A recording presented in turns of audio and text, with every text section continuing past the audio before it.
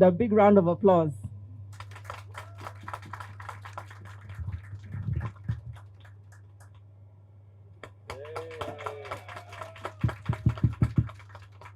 And for us, it's important that the area shows a lot of economic promise in the form of development, that we see that there are thriving businesses that are mushrooming, that we can go on and supercharge their growth.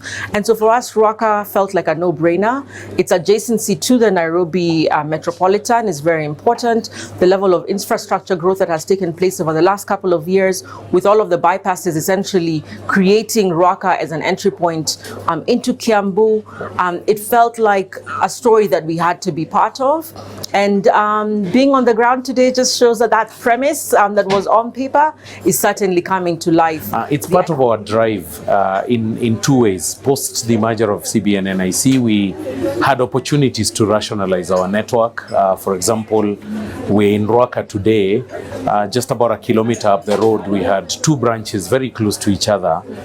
We relocated one and we closed one and eventually needed to open Ruaka. So as part of our network planning, to create a network that was more organized, better organized to serve the opportunities that we spotted. Branches are also very important for driving consideration of banks.